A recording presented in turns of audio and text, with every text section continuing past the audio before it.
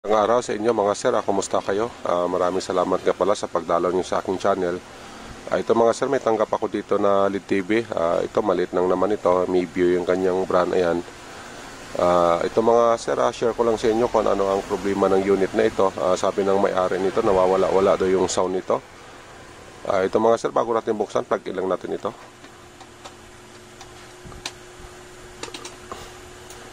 Ayan na mga sir, yung kanyang indicator light dito, manual button tayo, power on natin dito sa kanyang manual. Ayan mga sir, ayan, nag-on naman. Yan yung kanyang display. Ayan mga sir, walang sound. Dito tayo sa kanyang volume. Ayan mga sir, may volume naman ayan. Ito mga sir, confirm na natin na wala talaga itong sound kasi ayan may ayan may ano naman yung volume niya. Naka 50 na tayo pero wala pa ring lumalabas na sound. Ito mga sir, alamin natin kung bakit na walang sound ang unit na ito. Buksan ko lang. Ito mga sir, nabuksan na natin ang unit. Ito yung kanyang pinaka-driving board na ginamit dito. Ito, hybrid na board ito. Ang ibig sabihin kasi ng hybrid na board, yan na lahat. Kompleto na yan. Magmula sa kanyang power supply, yung kanyang pinaka-main board dito na area, at saka yung backlight driver niya dito din na area, at saka yung sound section niya dito na area.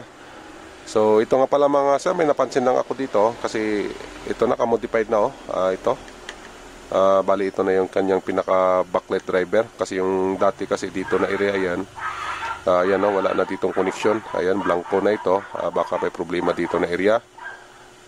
So yan mga sir yung ginamit na board nito.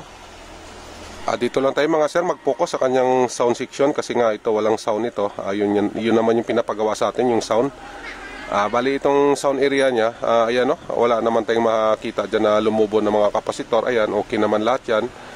Tsaka ang ginamit na sound dito, ito ay yung kanyang IC audio. Ayan mga sir, ayan yung kanyang audio. Ang first move na gagawin natin dito, ito, ihang muna natin yung kanyang speaker out, ito. At pagkatapos nito mga sir, mag-reading tayo ng kanyang speaker, baka may kinalaman sa speaker. Yung ating multimeter nga pala, iset lang natin ito sa resistance mode. Ayan mga sir, naka-resistance mode tayo. Ayan, ito lang, make sure lang na matanggal natin itong speaker out nya. Proceed tayo dito sa kanyang speaker. Dito mga sir, reading natin dito. Ayan mga sir, may reading tayo dito. Ayan, 3.7 ohms yung ginamit na speaker dito. Dito tayo sa kabila.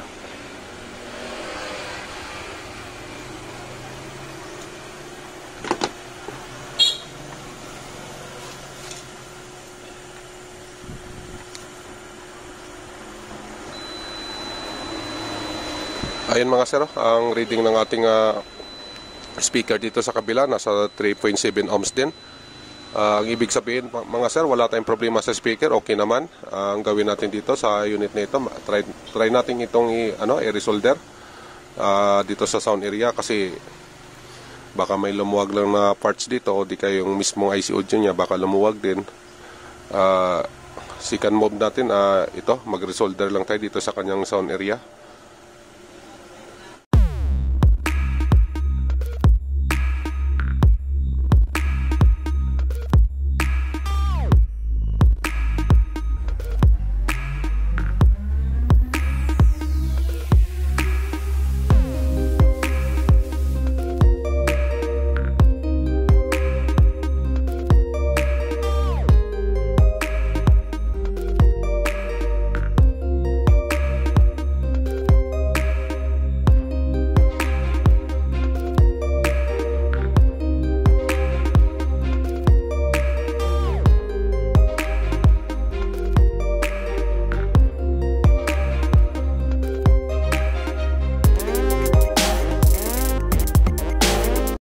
Ito mga sir, na-resolder na natin yung pinaka-amplifier ng board na ito. Kasi kanina okay naman yung mga speaker natin. Yung pangalawang mob na ginawa natin dito, nag-resolder tayo dito sa kanyang sound area. Ito mga sir, ibalik na natin to kanyang speaker out. At saka ito yung mga nakalas natin, ibalik na natin para testing tayo ulit. Ito naman yung kanyang easy input. Yan, yung cable nga pala natin, ito na. Lagay na lang natin dito para magkaroon tayo ng signal. Ayun mga sir, plug in na lang natin to kasi ayan na, ibalik na natin lahat.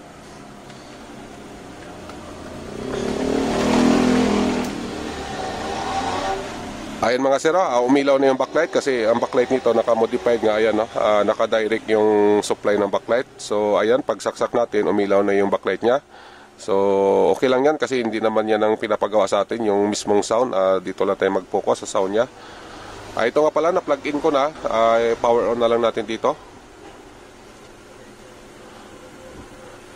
Yan, wala pa. Tingnan natin yung kanyang indicator light. Ayan na mga sir, umandar na yung unit.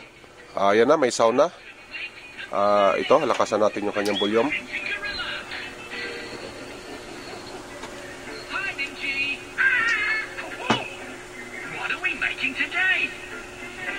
Ayan mga sir, may naririnig na tayo na sound. Ayan. Ayan mga sir, nag-sound naman. Nakuha din natin sa resolder. Ito, ang gawin ko nga pala dito, ano muna natin to, patayuin para talagang ma-final testing na natin ito. Ito mga sir, final test na tayo. Ayan o, natakpan ko na yan. Yung cable nga pala natin, nasa likuran na. Ito, plug-in ko na lang. Ayan mga sir, yung kanyang indicator light, ito, power on lang natin dito sa kanyang manual.